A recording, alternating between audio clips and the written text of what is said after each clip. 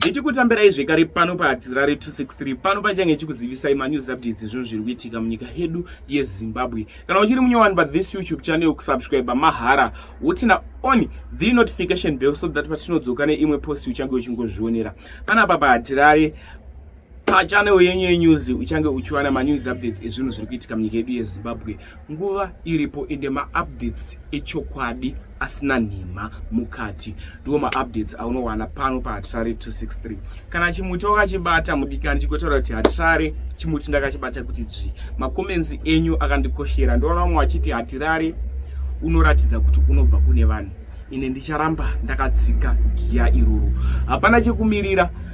Ndichange ndichiramba ndisafufa maupdates pano paHatirare 263 kuitira kuti vari kumhiri kwemakungwa vari muZimbabwe vabatsirikane nekuziva zviri kuitika munyika yedu yeZimbabwe. Unozosarira panyaya dzemaupdates, sikagara wasubscribe. First update yanoenda zvayo muzora nhasi sekuziva kwamunozviita vadikani maupdates panapa tinotoyana kuti kamabataniza ndo mutemo wedu, ndo mutemo wepaHatirare 263. Tichitira kuti muwane manews updates akati wandei pasame video. First update ividhiyo remukadzi anga ari pareception kuHarare Poly, anga achiramba mazigi, anga achiti mazigi aya hatisi kumada, tikuda mari dzekuAmerica. Zvisinei vanhu mubvunzo wavanga vachibvunza vachiti senyika yeZimbabwe tinofanira kushandisa mari dzemunyika yeZimbabwe. Kana makuraramba mazigi muruda kuti tiite sei? Mukadzi uyu anga ari pareception atozotorwa video ndorada kuisira yachiti mazigi bodo tiri kuda idzo dzekuUnited States ndo mari dzatiri kuda.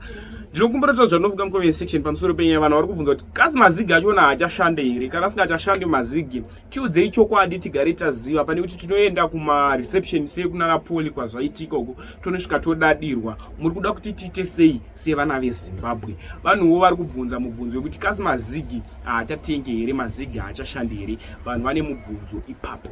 Kana une mubvunzowo kwako kuri kurambwa mazigi, pinda mucomment section ubva kunyora kuti kwakati mazigi haachatoshande, mazigi ari kurambwa.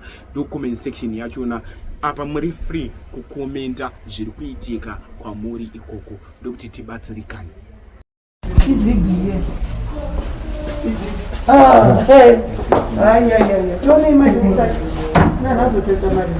Akana iri zigi mai atikupenzo kukomesa tisikudaro bamai wangu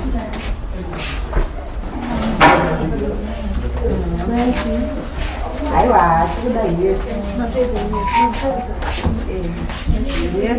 ndo komesa mufumbeni unozofarawo semuchindoti mwana ende ndinotopita mwana imwe yaruda zigi ndiye unonzi ngaye aiwa musada chokwadi aiwa makaioneka akaunti yesi. Next update update yembavha dzabatwa kuHighlands.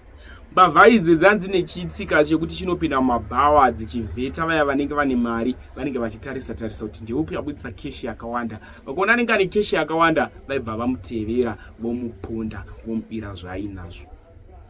Azobatwa nemanyagari putirwe, umwe wavo abatwa rumoko wemapurisa. Uriwo uri kutonga nyaya iyi unovapa makore mangani mujeri. Usatambe nekuti munhu anouya achikubira chinhu chawashanda neziya rako. Vanhu havagoni kuzvishandira nezveziya ravo.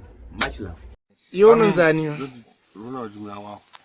Ronald Mnawawa.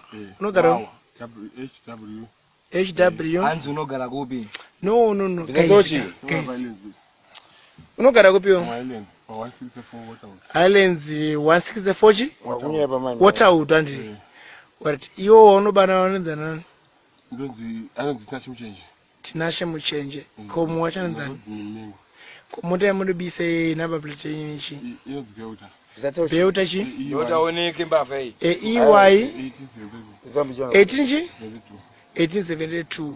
Matanga kubaizvo sikara matanga makatanga kudhara. Matanga kudhara. Manengo mchibandili. Maba kuziko. Saka nasi maba Pablos. Okay. I know it's Mapina mabao ese. Unonzani? Ronald Mnangagwa.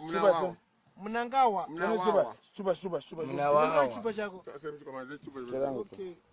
Ndivenekere azuztakambira. No, tukumbira ID yako. ID yako